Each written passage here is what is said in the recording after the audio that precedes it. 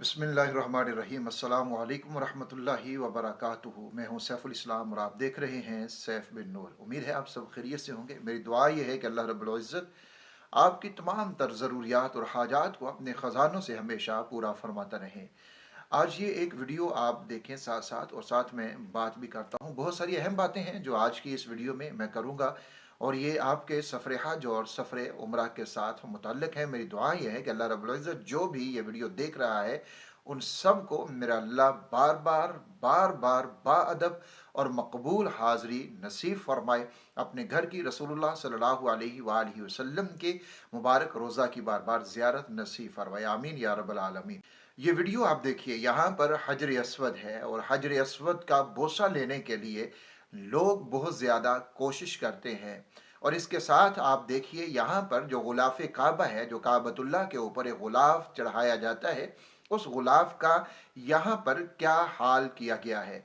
और यह हाल किसी और ने नहीं किया, यह हाल हमारे ही लोगों ने किया है जो यहाँ पर आते हैं और हजर अस्वद का बोसा लेना चाहते हैं। उस बोसा के दौरान वो इस गुलाफ को पकड़ते भी हैं, खींचते भी हैं, और बहुत सारे लोग तो ऐसे भी हैं कि जो यहाँ से गुलाफे काबा के टुकड़े को काट भी लेते हैं, वरना ऐसा कभी भी हशर ना होता।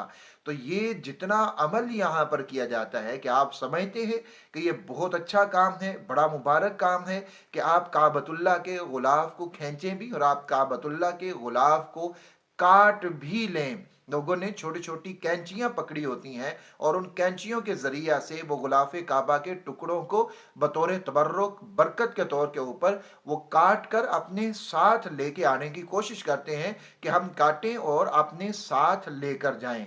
नाजरीन इकराम, हम कब समझेंगे कि ये जितना सफ़र है, ये सफ़र इबादत से ज़्यादा ये अदब का सफ़र है। यहाँ पर इबादत भी है लेकिन अदब भी है, अल्लाह के घर का भी अदब है। यहाँ पर किसी को हम तकलीफ़ नहीं पहुँचा सकते, यहाँ पर किसी को हम मार नहीं सकते, यहाँ पर कोई भी गलत काम नहीं कर सकते, वो तो कहीं भी नहीं कर सकते। लेकिन बहुत से जायज़ काम भी ऐसे हैं जो यहाँ पर आकर हमें करना मना हो जाते हैं।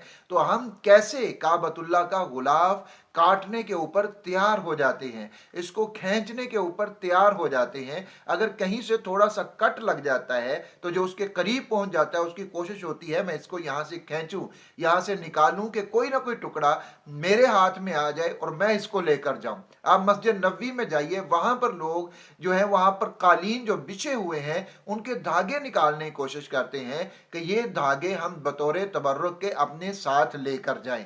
क्या ये वाकयातन मोहब्बत है, ये वाकयातन प्यार है? कहीं ऐसा तो नहीं कि हम मोहब्बत के चक्कर में, हम प्यार के चक्कर में, हम तबर्रुक के चक्कर में हम वहां पर तौहीन कर रहे हों, बेअदबी कर रहे हों, और ऐसा ना हो कि हम जब जिस मुबारक सफर पर गए हैं और जब वहां से हम वापस आए तो हम बजाय इसके कि अल्लाह रब्बुल इज्जत के यहाँ से बहुत ज्यादा अजर सवाब हमारे हिस्से में आता, हमारे गुनाह मुआफ होते, हमारी गलतियां मुआफ होती, कहीं ऐसा ना हो कि हम अपनी कम इल्मी की वजह से, अपनी जहालत की बुनियाद के ऊपर वहां से भी हम गुनाहों को इकट्ठा करके अपने साथ लेकर आ जाएं। जहां हमने नेकियां लेकर आनी थी वहां हम गुनाहों को अपने साथ लेकर आ गए, तो ऐसा हरगिज ना कीजिए। एक और चीज वहां पर देखने में ये मिलती है कि लोग जहां पर ये हजर अस्वद के लिए जब आते हैं, लोग यहाँ पर बोसे के लिए कि हम हजर अस्वद का बोसा ले लें। एक बात को तो याद रखें, जब आप एहराम की हालत में हैं, उम्रा के लिए हैं आप वहां पर, तो फिर आप बोसा ना ही लें तो यही बेहतर है, क्योंकि वहां पर खुशबू लगी होती है, और अगर ताज़ा खुशबू लगी हो तो वह बहुत ज्यादा होती है। उस हालत में आप बोसा लेंगे, आपको लग जाएगी, तो फिर इससे यह होगा कि आपके ऊपर दम वाजिब हो जाता है। तो आप इहराम की हालत में, उम्रा की सूरत में वहां पर बोसा ना लें, यही सबसे बेहतर है। लेकिन जब लोग वहां पर बोसा लेने के लिए आ रहे होते हैं, वो एक दूसरे को इतने जोर जोर से धक्के दे रहे होते हैं, धक्के दे रहे होते हैं कि जो बिल्कुल गलत चीज है, जो काबतुल्लाह के भी अदब के खिलाफ है। ऐसा नहीं करना चाहिए। तो गुलाफ को कभी भी ना काटें, जाएं वहां हाथ लगाएं आप तबर्रुक के लिए,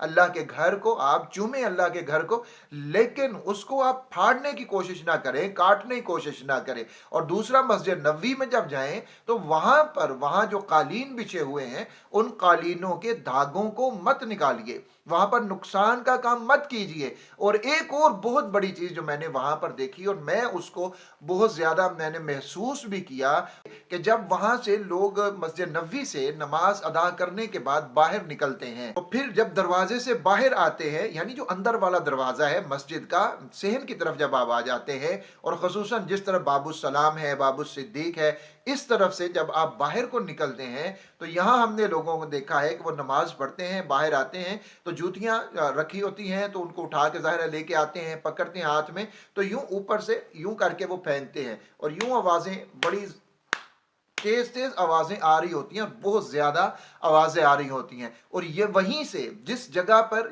ये अमल किया जा रहा होता है वहीं से चंद मीटर के फासले के ऊपर रसूलुल्लाह सल्लल्लाहु अलैहि वसल्लम का रोज़ा मुबारक है, आपकी कब्र अतहर है, तो ये आवाजें इतनी वहां पर गूंज रही होती हैं। और रसूलुल्लाह सल्लल्लाहु अलैहि वसल्लम की कब्र अतहर का अदब व एहतराम ये है, आपके घर का अदब व एहतराम ये है, आपका एहतराम ये है कि खालिक कायनात ने क्या फरमाया है कि अपनी आवाज़ों को भी बुलंद नहीं करना मेरे नबी की आवाज़ के ऊपर, मेरे नबी के सामने। और इसी को मुफस्सिरीन इकराम ने आज तक का और इसी को मुफस्सिरीन इकराम ने लिखा है कि आपके रोज़ा अक़दस का यही अदब एहतराम है कि वहाँ पर हम अपनी आवाज़ें ऊंची आवाज़ में बोल भी नहीं सकते। जब ऊंची आवाज़ में बोल नहीं सकते तो हमारे जूतों की आवाज़ वहाँ पर क्यों गूंजे। और एक और चीज़ मैं जो यहाँ पर ख़वातीन के लिए कहूँगा वो ये है कि जब ख़वातीन के लिए वो सलाम के लिए आती हैं, रात को दरवाज़ा उनके लिए खोला जाता है, जो जगह उनके लिए मखसूस है, तो वहाँ से जब वो सलाम के लिए आती हैं तो हमने जो चीज़ हमें मालूम हुई, ख़वातीन ने जो हमें बताया कि वहां पर ख़वातीन दौड़ना शुरू कर देती हैं और फिर एक शोर सा वहां पर बर्पा हो जाता है। तो खुदा के लिए ऐसा मत कीजिए, ये रसूलुल्लाह सल्लल्लाहु अलैहि वसल्लम की मस्जिद है और ये अदब की जगह है, अदब की जगह है, अदब की जगह है। अगर यहाँ पर थोड़ी सी भी बेअदबी हो गई, चाहे हम जानने से करें या अनजाने से करें, लेकिन जब बेअदबी होगी रसूलुल्लाह सल्लल्लाहु अलैहि वसल्लम की तो उसका खमियाजा हमें भुगतना पड़ेगा दुनिया में भी और आखिरत में भी। तो ये दो तीन चीज़ें वहाँ पर ख्याल रखिए इन चीज़ों का और फिर आप अपने अमाल कीजिए तो जो बशारात हैं वो आपको मिल जाएंगी। लेकिन वहाँ पर खुदा के लिए ऐसे काम मत कीजिए कि जो काम हमारे लिए बाइस सवाब होने की बजाय वो गुनाह का सबब बन जाए, बेअदबी का सबब बन जाए, गुस्ताखी का सबब बन जाए, तौहीन का पहलू उनमें से निकल आए। हर वो काम कीजिए जो अदब के मुताबिक है। वहां पर दूसरों को धक्के देना, शोर मचाना, खुद आगे निकलने की कोशिश करना, ये मत कीजिए। सारी चीजें एहतराम के साथ कीजिए और फिर आपको हकीकी मजा भी फिर ही आएगा। जो सरूर है ना वो फिर ही आएगा आपको जब आप हर चीज अदबो एहतराम को मुलाहिजा रखते हुए करेंगे। यहाँ का तो अदब यह है कि इमाम मालिक रहमतुल्लाह अलैह वो मदीना मुनव्वरा की हुदूद के अंदर कभी भी कज़ाए हाजत नहीं किया करते थे। वो कज़ाए हाजत के लिए मदीना मुनव्वरा की हुदूद से बाहर निकला करते थे। कितने बड़े बड़े हमारे उलमा काबिर औलिया ऐसे हैं जो मदीना मुनव्वरा की हुदूद में जब दाखिल होते तो वो नंगे पांव हो जाया करते थे, अपने जूतों को उतार लिया करते थे। अब अगरचे वो मदीना मुनव्वरा की जितनी हुदूद थी उस वक्त वो सारी मस्जिद नबवी की हुदूद में आ चुकी हैं, लेकिन बहरहाल अदब मुस्तफ़ा तो यही है, रसूलुल्लाह के शहर का अदब तो यही है कि वहां पर किसी तरह की भी हम बेहुरमती ना करें, बेअदबी ना करें, बल्कि एहतराम और अदब के साथ जितने दिन रहें एहतराम और अदब के साथ। और काबतुल्लाह का एहतराम भी यही है। इतने अरकान हैं, जो कुछ हमने वहां नमाज अदा करनी है, उम्रा अदा करना है, तवाफ है, सही है, जो कुछ भी हम वहां पर हरम की हुदूद में कर रहे हैं वो सारी चीजें हमें अदब के साथ एहतराम के साथ करनी चाहिए। मेरी दुआ यह है अल्लाह रब्बुल इज़्ज़त मुझे और आपको हम सबको बार बार वहां पर हाजिरी नसीब फरमाए और हाजिरी भी ऐसी जो बाअदब भी हो, मकबूल भी हो और वो बशारतें हमें उस हाजिरी के ऊपर नसीब हो जाएं